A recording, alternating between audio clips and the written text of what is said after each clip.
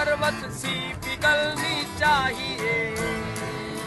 सरकार से मैं यही कहूंगा, आप ही के बच्चे हैं, हमारे देश के बच्चे, इनका सपोर्ट करें। जो शांतिपूर्ण प्रोटेस्ट थे, बल प्रयोग उसमें सबसे पहले आखिर किसने किया?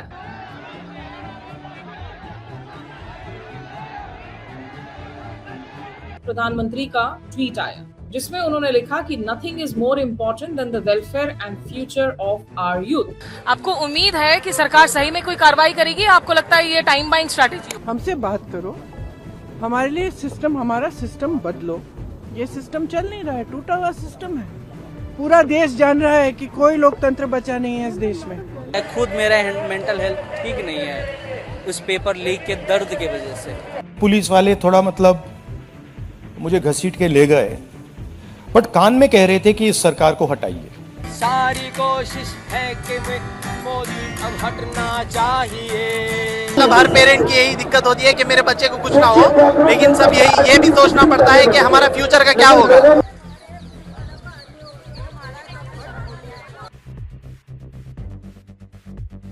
तू मेरी आवाज से आवाज मिला ले और फिर देख इस देश में क्या हो नहीं सकता। नमस्कार, आदाब। आपके साथ मैं स्मिता शर्मा हूं और आप देख रहे हैं मेरा YouTube station Smita Sharma journalist. सबकी नजरें बनी हुई हैं युवाओं के आंदोलन पर। कॉकरोच जनता पार्टी आखिर अगली जो रणनीति है इस मूवमेंट की वो क्या है? कहाँ जाकर ये आंदोलन थमेगा? तमाम तरह के आरोप प्रत्यारोप भी लगाए जा रहे हैं युवाओं पर, जिन पर जमकर डंडे बरसाए दिल्ली पुलिस ने। आरएएफ की तरफ से पैलेट चलाने की खबरें भी रिपोर्ट की जा रही हैं, जिसमें आउटलुक के एक संवाददाता भी शामिल है। हालांकि दिल्ली पुलिस लगातार कह रही है कि ऐसा कुछ नहीं हुआ है। बहरहाल आपको हम आवाजें सुनाएंगे जंतर मंतर से, जिन युवाओं की तरफ से जो आंदोलन को आगे बढ़ाने के लिए कदम उठाए जा रहे हैं। और सिर्फ दिल्ली से ही नहीं, हम लगातार देख रहे हैं देश भर से जेनजी पहुंच रहे हैं यहाँ पर अपनी अपनी शिकायतों को लेकर, अपनी अपनी मांगों को लेकर। पहले जरा सी एक धुन सुना लेती हूँ, एक गिटार अंकल की धुन जंतर मंतर से। हो गई है पीर पर्वत सी पिघलनी चाहिए। हो गई है पीर पर्वत सी पिघलनी चाहिए। इस हिमालय से कोई गंगा निकलनी चाहिए। इस हिमालय से कोई गंगा निकलनी चाहिए। तो ये पूरी धुन आप आगे भी सुन सकते हैं, लेकिन थोड़ा आपको अपडेट्स दे दें और उसके बाद जो है जिन लोगों से मैंने बात की वो आवाजों को भी आप तक पहुंचाऊंगी। देखिए, आज सुबह नरेंद्र मोदी का, प्रधानमंत्री का ट्वीट आया जिसमें उन्होंने लिखा कि nothing is more important than the welfare and future of our youth. कल हमने देखा था कि डॉक्टर जितेंद्र सिंह और साथ ही जेपी नड्डा जो स्वास्थ्य मंत्री हैं, वो लोग पहुंचे हुए थे मेदांता अस्पताल सोनम वांगचुक से मुलाकात करने के लिए। उसके पहले जेपी नड्डा ने जाकर जख्मी छात्रों से भी मुलाकात की थी अस्पताल में। किरण रिजिजू ने कल संसद में कहा था कि हम नीट पेपर लीक पर चर्चा करने के लिए तैयार हैं। तो एक सीक्वेंस ऑफ इवेंट्स देखने को मिल रही है। प्रधानमंत्री का ये ट्वीट आता है जिसमें वो लिखते हैं, देश के युवाओं का हित और उनका भविष्य हमारी सर्वोच्च प्राथमिकता है। पेपर लीक के सभी मामलों में दोषियों को जल्द से जल्द कठोर दंड देने के लिए केस के त्वरित निस्तारण के लिए फास्ट ट्रैक कोर्ट्स का गठन किया जाएगा। इस संबंध में निर्देश दे दिए गए हैं कि संबंधित विभाग आवश्यक कार्रवाई सुनिश्चित करें। कि फास्ट ट्रैक कोर्ट्स बनवा रहे हैं हम ताकि स्विफ्ट और स्ट्रिंजेंट पनिशमेंट हो सके जो लोग पेपर लीक में शामिल हैं। विद्यार्थियों के हितों को सुरक्षित करने के लिए सरकार द्वारा किए जा रहे निर्णयों की श्रृंखला में ये एक महत्वपूर्ण कदम है। युवाओं के भविष्य के साथ खिलवाड़ करने वाले किसी भी व्यक्ति को बख्शा नहीं जाएगा। प्रधानमंत्री ने ये बात कही तो यही बात जो है गृह मंत्री अमित शाह ने भी दोहराई कि भाई हमारे दिल में जो है बहुत चिंताएं हैं युवाओं को लेकर। अच्छी बात है, चलिए। लेकिन वो जो सूत्रों के हवाले से जो लगातार खबरें चलाई जा रही हैं कि भाई यहाँ पाकिस्तान का पैसा आ गया है, चीन का पैसा आ गया है, बांग्लादेशी वाले भी आकर शायद समोसा बर्गर खिला रहे हैं, जंतर मंतर पर स्पॉन्सर कर रहे हैं। तो भारत की इकोनॉमी, भारत के प्रोटेस्ट को भारत के अलावा जो है बाकी तमाम दक्षिण एशिया के मुल्क चला रहे हैं या बाहरी ताकत चला रहे हैं, ऐसा लगता है अगर आप टेलीविजन न्यूज की खबरों को देख ले तो। खैर, मैं मानती हूँ कि आप लोग समझदार हैं, तो आप लोग भी जानेंगे कि किस न्यूज को देखना है, किस न्यूज को नहीं देखना है, किस न्यूज को देखना है लेकिन यकीन नहीं करना है। बहरहाल अब मोदी जी के इस ट्वीट पर तमाम रिएक्शंस आनी शुरू हो गई हैं।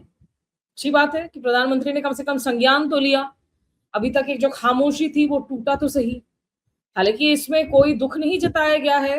जितने 18 साल, 19 साल, 20 साल के बच्चे जख्मी हुए हैं इस पूरे आंदोलन में, उनको लेकर ना कोई अफसोस जताया गया है, ना कहा गया है कि पुलिस ने जो कार्रवाई की, जो बर्बरता देखने को मिली, जो रिकॉर्ड हुए इतने वीडियोस में, कहीं कोई लिटरली जो है किसी को टांग मारकर उसको गिरा दे रहा है, कहीं किसी महिला को जाकर एक सीनियर पुलिस अफसर थप्पड़ मारकर आ जा रहे हैं, किसी बच्ची को टेजर से उसे जो है इलेक्ट्रिक शॉक दिया जा रहा है, कोई जिक्र नहीं।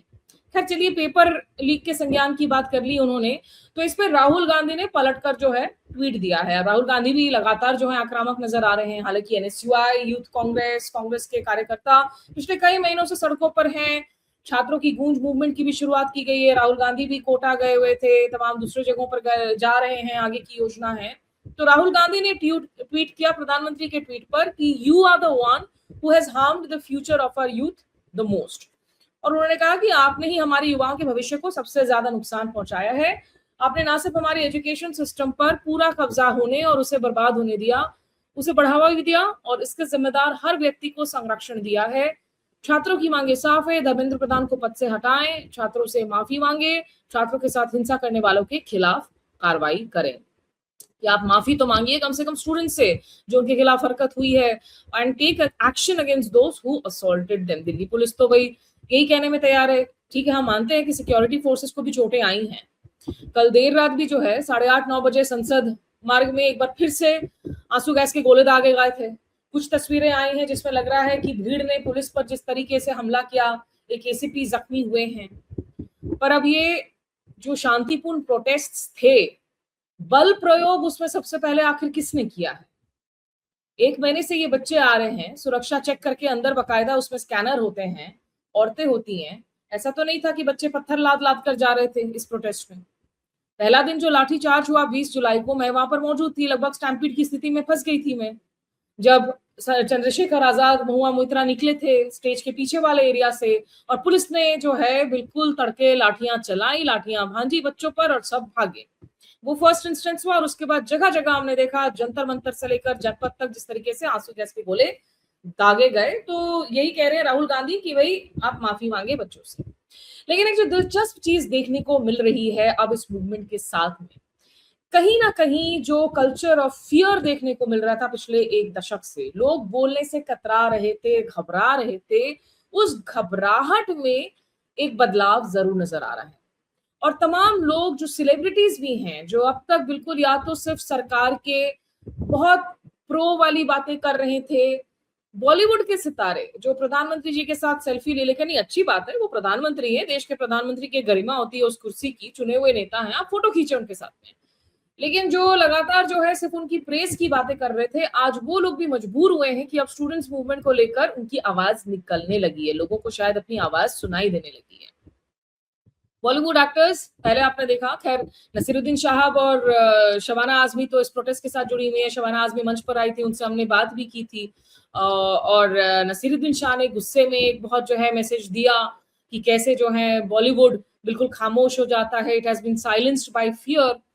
और सोनाक्षी सिन्हा भी जो है लगातार दो बारी अपना मैसेजेस रिलीज कर चुकी थी, लेकिन इक्का दुक्का ही ये लोग थे। अब हम देख रहे हैं, कल सलमान खान ने ट्वीट किया, एक लंबा सा पोस्ट लिखा जिसमें उन्होंने कहा कि अभी तक ये शांतिपूर्ण मूवमेंट था, लेकिन इतना दुख हो रहा है कि इसने एक वायलेंट टर्न ले लिया है। थोड़ा बचा कर ही लिख रहे हैं, लेकिन लास्ट में लिखते हैं कि education should be the next trend in fashion and should get trendier and more fashionable year by year. इतना कि बाहर से लोग come to India to study and India becomes an educational hub. उन्होंने ये भी लिखा कि my heart goes out to the students and their families who were hurt. Paper leak is a very serious issue and I'm glad to know and see that the kids of our country have come together for a better educational system and the parents supported them. Thank you. Thank you, क्योंकि आज हमारी जिंदगी में, हमारे देश में benchmarks हमारी इतनी नीचे हो गई हैं, इतनी लो हो गई हैं कि कोई थोड़ी चूसी भी आवाज उठाए तो खुशी होती है। जो गलत है उसको गलत बोलना सीखिए। तमाम बच्चों को तमाम उन पर लेबल्स लगाना बंद कीजिए। अगर आप दिल्ली में हैं तो अपने एसी कमरों से सिर्फ कमेंट्री करने की जगह जाइए, जाकर आधा घंटा 1 घंटा सड़कों पर थोड़ा सा इन बच्चों के साथ कुछ नहीं करना है, बस वक्त गुजार कर आना है, उनकी बातों को सुन लीजिए। At least make an informed choice.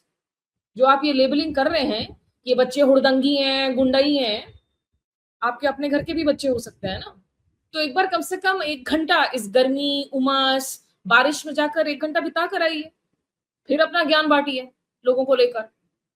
और सलमान खान के साथ साथ जो है आलिया भट्ट ने भी इंस्टा पर एक पोस्ट लिखा जिसमें उन्होंने कहा कि the last few days have broken my heart and then mended it again and again with hope. कि एक उम्मीद की किरण नजर आ रही है। Behind every student standing their ground is a dream, a family's hope, a journey of countless sacrifices.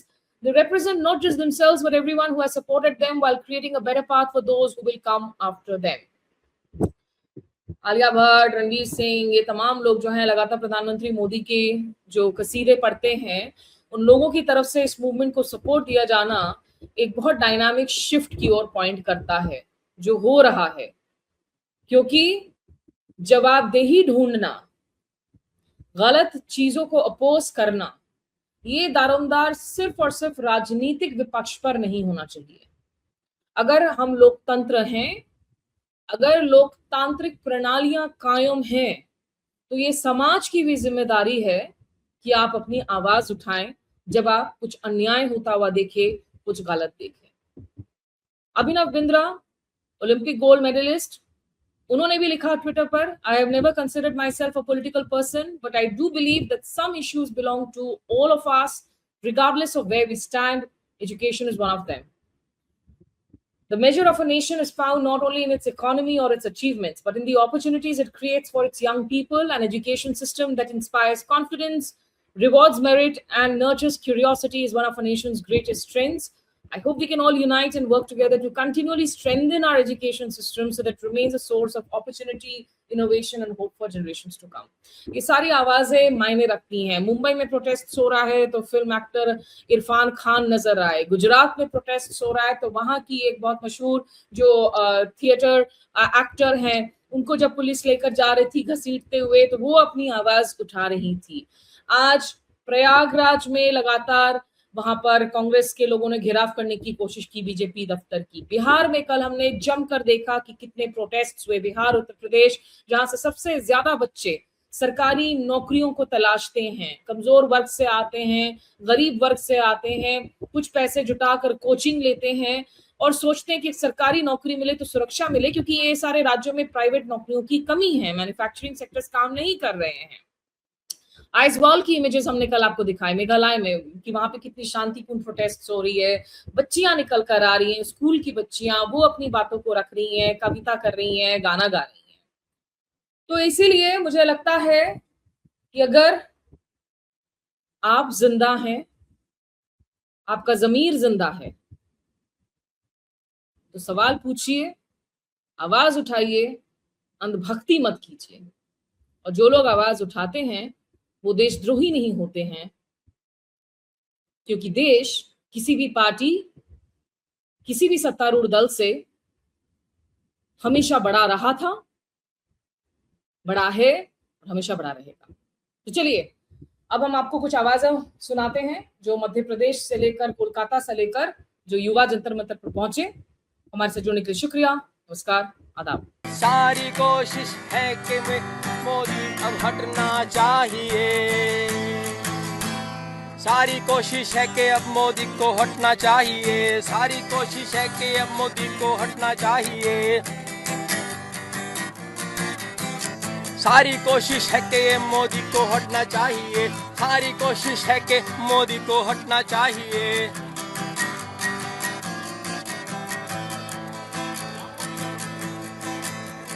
सरफरोशी की तमन्ना अब हमारे दिल में है, सरफरोशी की तमन्ना अब हमारे दिल में है, देखना है जोर कितना बाजू एक का दिल में है, देखना है जोर कितना बाजू एक का दिल में है, देखना है जोर कितना बाजू एक का दिल में है।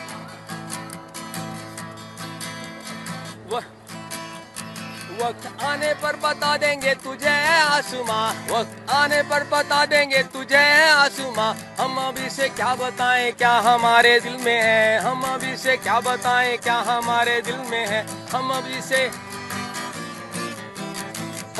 से क्या बताएं क्या हमारे दिल में है। Thank you very much. Sir, क्या नाम है आपका? मेरा नाम है guitar uncle Sushila हुजा। Guitar uncle जी, आप कहाँ से आए हैं यहाँ जंतर मंतर पर? मैं अपने घर राजेंद्र नगर से दिल्ली से आया हूँ और ये बच्चों को मैसेज देने आया हूँ कि बच्चे बहुत अच्छा काम कर रहे हैं और ये जोश को बनाए रखें और हम लोग जो है लगातार कोई भी सरकार आए उसके ऊपर दबाव बना रखे। जो जनजी जो है अभी उस मेंटल स्टेट ऑफ माइंड का है अगर देखा जाए तो ये किसी भी सरकार को जो है गलत काम नहीं करने देगा, मेरे को पूरी उम्मीद है। ये जो आंदोलन है अन्ना हजारे वाले आंदोलन से बहुत बड़ी आंदोलन है और ये आंदोलन जो है कोई इसमें से जो है अरविंद केजरीवाल या अन्ना हजारे नहीं बनने वाला। लेकिन अरविंद केजरीवाल, तमाम आम आदमी के पार्टी के लोग यहाँ जुड़े हुए हैं जिनको लेकर बार बार सवाल पूछे जाते हैं, और आप क्यों कह रहे हैं कि अन्ना आंदोलन से ये ज्यादा बड़ा आंदोलन है? मैं आम आदमी पार्टी का संस्थापक हूँ मैडम। मैं अन्ना हजारे की मूवमेंट का जो है 40-45 लोग ही तो थे। हम लोग जो है हर मंत्री के घर पे जाके जो है गिटार बजाते थे, जैसे कल राहुल गया वहाँ प्रधानमंत्री निवास के बाहर, जैसे जो है मैं था, संतोष वो थी, संतोष कोहली थी। हाँ, संतोष कोहली आप जानते हो क्या?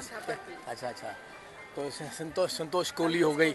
हाँ, संतोष कोहली हो गई और ये क्या नाम है उसका, मतलब बेईमान लोग बहुत वहाँ से निकले, आरएसएस जो है उसके निकले, हमें पता नहीं था। तो आपको निराशा होती है आज की तारीख में? बहुत ज़्यादा पीछे निराशा होती है और मैंने बहुत बार बोला अन्ना हजारे को कि अभी तुम मरने वाले हो। मैं 70 साल का हूँ, मरने वाला हूँ। उनके गांव में भी जो है मैं जो 15 दिन पहले रह के आया, उनके जो भी मेरे पास कॉन्टैक्ट्स थे सबको मैंने बोला कि अन्ना को समझाओ कि जो है कि जो उसकी सोनम की जो है सोनम को रिस्पेक्ट करे, सोनम को जो है अपनी गलतियों का एहसास करवाए कि मैंने 15 साल तक कुछ बोल नहीं पाया, है कि नहीं, और उसको अंदर से तो जो है आत्मग्लानि होगी जो है अन्ना हजारे को, क्यों नहीं, मेरे को अगर है तो उसको भी होगी। सर, तो आपको क्या लगता है, आखिरी सवाल आपसे, यहाँ पर ये इतने युवा निकल रहे हैं, लगातार डंडे खाए बच्चों ने, आंसू गैस के गोले दागे गए, अभी भी सरकार कह रही है कि भाई आप अनशन तोड़ दो। सोनम वांगचुक ने कहा कि आप बच्चों के खिलाफ कानूनी कार्रवाई मत करना, इन पर और लाठी ना चढ़ाना, तो मैं अनशन तोड़ दूंगा। क्या सरकार की बातों पर यकीन इस वक्त करना चाहिए? सरकार की देखिए जो है एक सरकार जो मोदी है, मोदी के ऊपर कोई भी जो है हम इतबार नहीं कर सकते। क्यों? उसका कोई करैक्टर ही नहीं है, ना उसका करैक्टर है, ना उसका कोई जो क्वालिफिकेशन है, ना उसका जो है उसका एक ही जो है हिंदू मुसलमान करना, लड़वाना और जो है पोलराइज करना। एक इंसान मोदी की आपको बताता हूँ, एप्स्टीन फाइल के में जो है उसको क्यों चीफ मिनिस्टर बनाया गया, आपको मैं बताऊंगा तो आप हैरान हो जाओगे। सर, अभी इसी मुद्दे पर बात खत्म करते हैं। बिल्कुल ठीक बात है। आपको लगता है सरकार यहाँ पर कोई कार्रवाई करेगी एक्चुअल में? नहीं, अभी जो है सरकार को झुक जाना चाहिए और जो है नहीं तो सरकार पक्का उखड़ेगी। मैं देख रहा हूँ कि पूरे इंडिया के जो है लोग जो है वहाँ सड़क पे उतरे हुए हैं। बच्चे जो जनजी वाले बच्चे हैं उनको समझ आ रही है कि ये सरकार अच्छी सरकार नहीं है, इनको जाना होगा, मोदी को जाना होगा। मैम, आपको क्या लगता है सरकार बात सुनेगी यहाँ पर? मुझे तो लगती है सरकार डरी हुई भी है, हिली हुई भी है, लेकिन सरकार बेशरम है। ठीक है। तो उनसे हमें क्या कहना मुझे समझ में नहीं आता है। कहाँ रोजगार है सरकार का और कहाँ महिलाएं सुरक्षित है, ये सरकार को सोचना चाहिए। खुद अपने आप को क्या लगता है देश में आज कौन नेतृत्व सही तरीके से कर सकता है?